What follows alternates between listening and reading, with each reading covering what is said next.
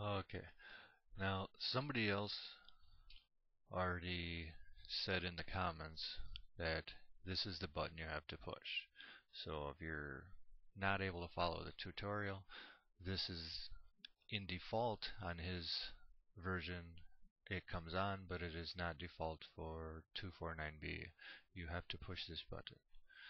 Now, as you can see in his, you have the property for jetpack, and on the player, you have two properties, and on the original jetpack, get the camera out of my way, you have a property. So you have properties, properties, properties, properties, and you don't need all of that. It's a little bit too complicated for me, so I will show you a different way.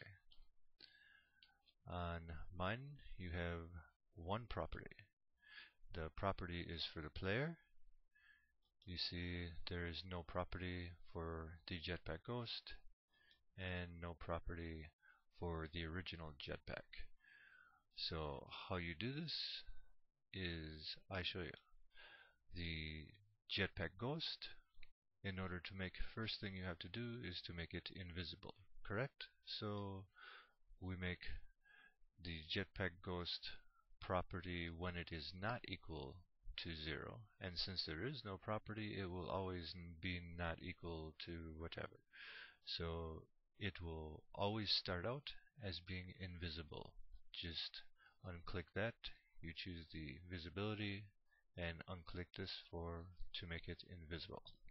And then to make it visible, when it receives a message, you have a message it receives called visible, and this message visible, same thing, choose visibility there, and click this to make it visible.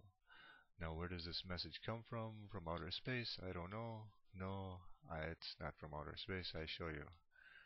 You have it coming from the original jetpack that is going to disappear.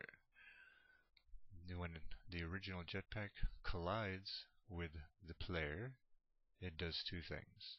It does the edit object and end object, which makes it disappear, and then it also sends out, you guessed it, message visible. And this box here, you can send it to anybody, or you can leave it blank and it sends to all of them. All the players will receive the message visible. And the last thing is to go to the player. The player is the only one with one property, and after this jetpack is picked up and sends out a message visible, and the player will receive this message visible, then the player property is changed to 1.